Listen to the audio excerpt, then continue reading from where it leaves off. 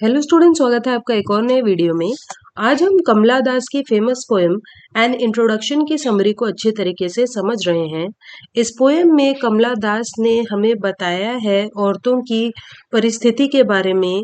इस पुरुष प्रधान समाज में जहाँ पर मैस्कुलिनिटी ही सब कुछ है और सिर्फ पुरुषों की बात मानी जाती है, इस तरह के समाज में औरतों की क्या आइडेंटिटी है, औरतों का क्या इंट्रोडक्शन है, क्या पहचान है, इसके बारे में उन्होंने हमें इस पोएम में बताया है।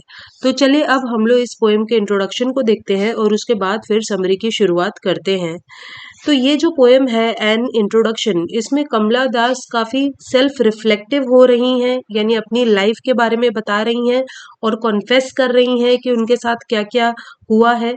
और ये जो पोएम है ये छपी थी समर इन कैलकाटा में 1965 में।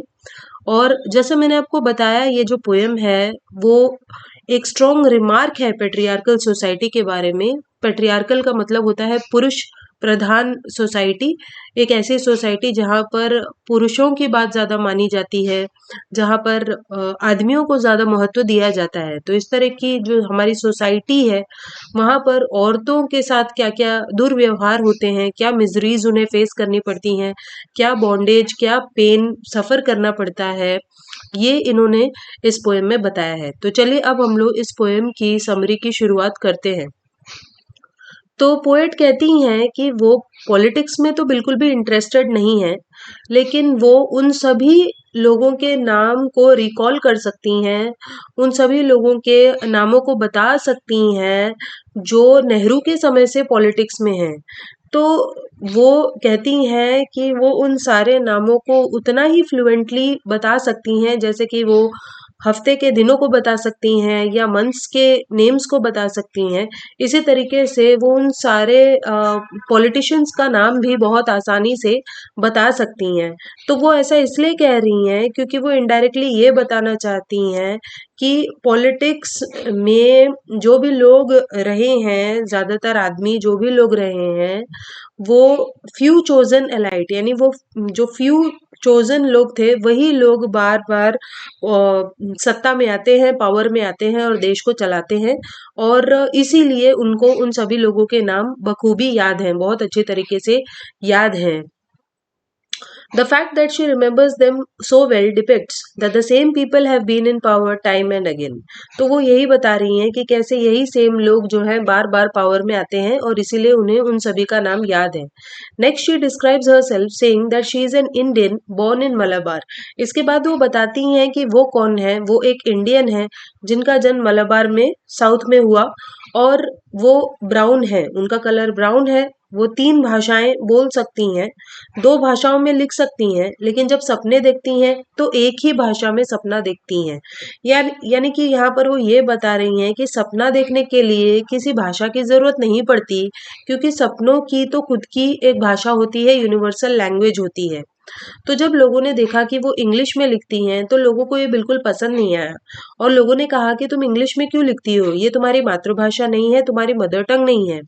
Moreover the fact that English was a colonial language prevalent as medium of communication during British times drew even more criticism।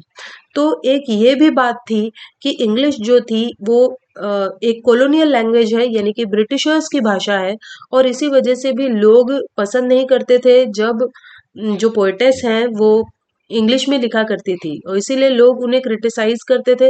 जब भी वो किसी फ्रेंड से या अपने कजिन से, रिलेटिव से मिलती थी तो लोग बार बार यही कहते थे कि तुम इंग्लिश में मत लिखा करो। तो वो एम्फेसाइज करती हैं कि मैं जिस भी भाषा को बोलती हूँ या इस्तेमाल करती हूँ वो मेरी ही हो जाती है, उसमें मेरा पर्सनल टच आ जाता है। All its imperfections and queerness become her own. तो वो अपने जो imperfections हैं, अपनी ये जो उनमें एक जो क्वियरनेस है यानी अजीब होना, ये सारी चीजें उस भाषा में आ जाती हैं। तो वो प्योरली इंग्लिश नहीं रह जाती, it is half English half Hindi which seems rather amusing. तो वो उसमें इंग्लिश हिंदी सबके शब्द मिक्स करके एक भाषा उन्होंने बना दी है जिसमें वो लिखती हैं, जो लोगों को अम्यूजिंग लगती है, अजीबो गरीब लगती है, लेकिन उनकी ये जो भाषा है वो बहुत ऑनेस्ट है। बहुत ही ईमानदारी से वो अपने भावों को प्रकट करती हैं अपनी पोएम्स में। It's imperfections can make it more human. और ये उनकी जो भाषा है वो जो जितनी भी इम्परफेक्ट भले ही हो लेकिन वो ह्यूमन है, rendering it close to what we call natural. मतलब उन्होंने जो भी यूज किया है, जो भी लिखा है, जो लैंग्वेज को यूज किया है वो बहुत ही ज्यादा नेचुरल है। It is the language of her expression and emotion. तो ये उनके एक्सप्रेशन और इमोशन की लैंग्वेज है। और इस लैंग्वेज से हमें उनकी खुशियों के बारे में, उनके दुखों के बारे में और होप्स यानी आशाओं के बारे में पता चलता है। तो वो कहती हैं कि उनकी जो लैंग्वेज है वो उनके लिए बहुत ज़रूरी है और वो नहीं चाहती कि कोई भी उन्हें उनकी लैंग्वेज को उनसे छीने। It is as integral to her as cawing is to crows. तो वो कहती हैं जैसे कौओं के लिए काव काव करना, काविंग करना बहुत ही नेचुरल है, या शेरों के लिए रोरिंग करना, चिघाड़ना, दहाड़ना बहुत ही ज़्यादा नेचुरल है, उसी तरीके से मेरे लिए मेरी भाषा में लिखना बहुत ही ज़्यादा नेचुरल है। दो इम्परफेक्ट, भले ही मैं इस इंग्लिश लैंग्वेज में इम्परफेक्ट हूँ लेकिन फिर भी ये मेरे लिए बहुत नेचुरल है। It is not a deaf blind speech like that of trees in storm और द क्लाउड्स ऑफ रेन। लेकिन ये जो मेरी लैंग्वेज है, भाषा है, ये गूंगी बहरी अंधी नहीं है। उसी तरीके से जैसे कि जब तूफान आते हैं तो पेड़ है, या जब बारिश आती है तो बादल है, तो इनकी तरह उनकी जो भाषा है वो भी डेफ या ब्लाइंड नहीं है। Neither does it echo the incoherent mutterings of the funeral pyre. और जब भट्टी किसी की चिता जलती है तो यहाँ पर वो चिता के साथ भी लैंग्वेज को कंपेयर कर रही हैं। तो वो कह रही हैं कि जब चिता जलती है तो चिता से उठने वाली जो आवाज है वो इनकोहेरेंट है, वो ठीक तरीके से सुनाई नहीं देती और अंदर ही अंदर दब जाती है। तो उससे भी यहाँ पर वो लैंग्वेज को कंपेयर कर रही है। Neither does it echo the incoherent mutterings of the funeral pyre, instead it has an inherent natural coherence of its own. तो वो कहती हैं कि किसी की चिता की तरह मेरी जो लैंग्वेज है वो गूंगी नहीं है, उसकी अपनी एक भाषा है।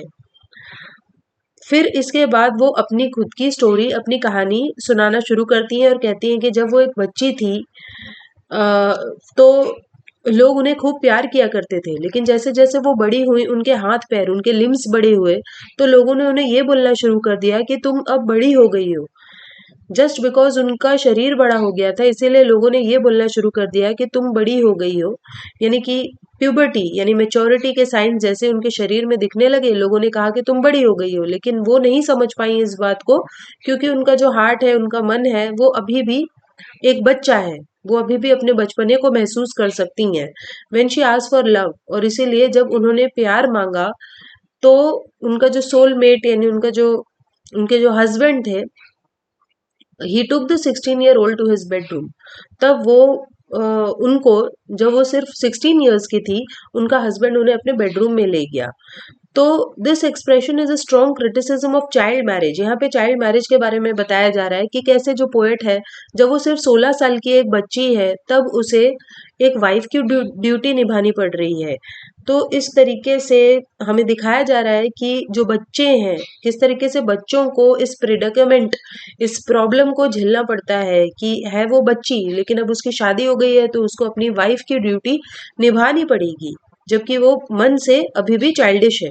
दो ही डिडंट बीट हर, तो जो हस्बैंड है उसने कोई मारपीट नहीं की, लेकिन फिर भी जो पोएटेस है उसे बीटन महसूस हुआ, बहुत ही उसे दर्द महसूस हुआ और ऐसा लगा जैसे कि उसका जो शरीर है वो क्रश्ड हो गया है। This is very empathic expression of how unprepared the body of a 16-year-old is for the assault it get subjected to. तो यहाँ पर हमें बताया जा रहा है कि किस तरीके एक 16 साल की लड़की का शरीर इन सब चीजों के लिए अभी तैयार नहीं होता है, लेकिन फिर भी इतनी कम उम्र में उनकी शादी करा दी गई। She shrank pitifully ashamed of her femininity, और अब ये सब होने की वजह से उन्हें बहुत ही ज्यादा बुरा महसूस हुआ, पिटीफुल महसूस हुआ, अपने ऊपर ही दया आई और अपनी फेमिनिटी के कारण यानी अपने लड़की होने के ऊपर भी वो शर्मिंदगी महसूस करने लगी, शर्मिंदा होने लगी। और अपने ह्यूमिलिएशन को फेस करने के लिए, ओवरकम करने के लिए उन्होंने अपने लड़कीपन को छोड़ने की कोशिश की और वो टॉम बॉयिश हो गई। वो अपने उन्होंने अपने बाल काट लिए और वो लड़कों के कपड़े पहनने लगी। लेकिन ये सभी लोगों को बर्दाश्त नहीं हुआ। तो जब वो मेल क्लोथिंग यानी आदमियों के कपड़े पहनने लगी अपनी फेमिनिटी को छुपाने के लिए, तो उनके जो गार्जियंस थे, उनके रिलेटिव्स थे, उन्होंने उन्हें बताया कि कैसे वो एक लड़की है, वो एक लड़की है और उसे लड़कियों के कपड़े ही पहनने होंगे, with warnings to fit into the socially determined attributes of a woman. और उसे ये भी कहा गया पोएटेस को कि तुम्हारे लिए जो रोल बनाया गया है तुम्हें उसमें फिट इन होना ही पड़ेगा, to become a wife and a mother. और तुम्हें एक पत्नी और एक माँ बनना ही होगा और डोमेस्टिक रूटीन में फिट इन होना ही पड़ेगा। She is threaten to remain within the four walls of her female space. और उसे ये भी कहा गया कि कैसे उसे अपने फीमेल स्पेस की चार दीवारी में कैद होना पड़ेगा, नहीं तो वो पागल हो जाएगी। They even ask her to hold her tears when rejected in love. और उसे अपने आंसू पोंछने के लिए भी कहा गया। इनफैक्ट ये कहा गया कि रोना धोना बंद करो। और जो पोएटेस है इस तरह के सभी लोगों को, अपने सारे रिलेटिव्स को, गार्जियंस को कैटेगराइजर्स कहती है। वो कहती है कि ये सब कैटेगराइजर्स हैं, क्योंकि ये लोग कैटेगराइज करना बहुत अच्छी तरीके से जानते हैं कि अगर कोई औरत है तो उसे औरत बनकर ही रहना होगा। ये औरत की कैटेगरी है, ये आदमी की कैटेगरी है। इस तरीके से ये लोग कैटेगराइज करते हैं, इसीलिए वो उन सबको कैटेगराइजर्स बुलाती है। Towards the end of the poem, poem के एंड में फिर जो पोएट है वो डिस्क्राइब करती हैं कि किस तरीके से उन्हें एक आदमी मिला। वो उसका नाम नहीं लेती हैं। She doesn't take names for it is the symbolism in her relationship that she seeks to convey. क्योंकि यहाँ पर वो आदमी कैसे एक सिंबल बन गया है इसके बारे में बता रही है, इसीलिए वो किसी का नाम नहीं लेती। He is every other man who wants a woman like an embodiment of the hungry haste of river. और इसके बाद वो कहती हैं कि ये जो आदमी है वो उन सभी आदमियों का सिंबल है, प्रतीक है, जो एक रिवर की तरह है। तो यहाँ पर उन्होंने बहुत ही अच्छी तरीके से एक सिमिली का इस्तेमाल किया है और आदमियों को रिवर से कंपेयर किया है कि किस तरीके से एक हंग्री रिवर होती है। हेस्ट यानी कि जल्दबाजी करती है रिवर और अपने पास बुलाने की कोशिश करती है। इसी तरीके से एक आदमी होता है जो औरत को अपने नजदीक खींचना चाहता है। तो यहाँ पर जो आदमी है उसे रिवर से कंपेयर किया है और उन्होंने अपने आप को यानी हर औरत को ओशन से कंपेयर किया है, समुद्र से कंपेयर किया है, जो कि बहुत ही पेशेंटली शांति से इंतजार कर रहा है। तो जो ओशन है वो औरत का प्रतीक है यहाँ पर, और जो आदमी है वो जो जो रिवर है वो आदमी का प्रतीक है। When she asks every such man who he is, he replies saying that he is I. तो जब पोएट पूछती हैं आदमी को कि तुम कौन हो, तो वो कहता है he is I। वो आई कहता है अपने आप को। तो ये जो आई है वो मेल ईगो का प्रतीक है, inherent male ego.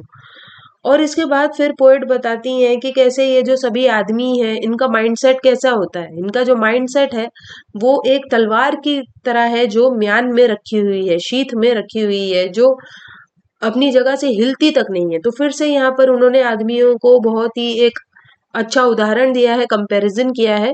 The sword in its sheath, जैसे एक तलवार अपने म्यान में रखी रहती है, इसी तरीके से आदमी भी टस से मस नहीं होते। वो अपनी मेल ईगो को नहीं छोड़ना चाहते हैं। And his views are not open to discussion. और इसीलिए जो आदमी है वो किसी भी चीज को डिस्कस नहीं करना चाहते। It is this I male ego that justifies lying drunk at 12 in the night in a hotel. और इसी मेल ईगो के कारण आदमियों को गलत नहीं लगता जब वो किसी होटल में रात के 12 बजे भी शराब पीकर पड़े रहते हैं और हंसते हैं, या किसी भी औरत को अपनी तरफ खींचते हैं लस्टफुली एंड देन फील्स अशेम्ड। लेकिन जब नशा उतर जाता है तब उन्हें बहुत ही शर्मिंदगी भी महसूस होती है। Yet dies with a rattle in a throat. और जब मौत आती है तो इस तरह के जो लोग हैं वो उनके गले में एक रैटलिंग आवाज आती है और वो मर जाते हैं, इस तरह के आदमी, लाइक एवरीवन एल्स। उसी तरीके से जैसे कि बाकी सभी लोग मरते हैं वैसे आदमी भी मरते हैं। तो यहाँ पर जो पोएट है वो बता रही हैं कि आदमियों को अपनी ईगो छोड़नी होगी, इसीलिए क्योंकि वो दूसरों की तरह ही है, जैसे बाकी लोग एक ना एक दिन मर जाएंगे, उसी तरीके से आदमियों को भी एक ना एक दिन मरना है और इसीलिए उन्हें अपनी ईगो को छोड़ना होगा। Death exposes the futility of male ego. तो जो मौत है वो आदमियों की ईगो को एक्सपोज कर रही है, showing that he is no greater than she. और पोएट बता रही हैं कि ये जो ही है, आदमी है, वो शी से ग्रेट या अलग नहीं है। Thus the poet concludes by saying that this I should be no different from her. इस तरह से पोएट कंक्लूड कर रही हैं और कह रही हैं कि ये जो आई है यानी कि मेल ईगो है, वो हर यानी कि वुमेन से अलग नहीं है। और ये जो ईगो है यही सिनर है और ये सेंट भी है, यानी कि ये पापी भी है और ये एक साधु भी है। Both the betrayer and betrayed, ये धोखा देने वाला भी है और धोखा खाने वाला भी है, यही आदमी भी है और यही औरत भी है। यानी कि ईगो सब में होता है, लेकिन ईगो को कंट्रोल करने की जरूरत है, खास तौर पे आदमियों को अपने मेल ईगो को कंट्रोल करने की जरूरत है, ऐसा वो यहाँ पर बोल रही हैं। She identifies herself with the I, she is also sinner and saint. तो वो बताती हैं कि वो खुद भी सिनर और सेंट है, उन्होंने भी अच्छी चीजें की हैं, उन्होंने भी बुरी चीजें की हैं, बाकी सभी के लिए, बाकी सभी की तरह। She loved and had a painful experience of betrayal, उन्होंने भी किसी से प्यार किया, उन्हें भी धोखा मिला, और इसीलिए वो कहती हैं कि कोई फर्क नहीं है उनके और आदमियों के बीच, सभी लोगों में ईगो होती है, लेकिन जरूरत है इस मेल ईगो को कंट्रोल करने की। और इस तरीके से वो इस मेल डोमिनेटेड सोसाइटी को सबक दे रही हैं, संदेश दे रही हैं, खासतौर पे आदमियों को, कि कैसे उन्हें औरतों को ठीक तरीके से ट्रीट करना चाहिए। तो यहीं पर ये जो पोएम है उसकी समरी खत्म हो जाती है। आई होप आपको ये समझ में आई होगी। सो चलिए हम मिलते हैं नेक्स्ट वीडियो में, तब तक के लिए बाय।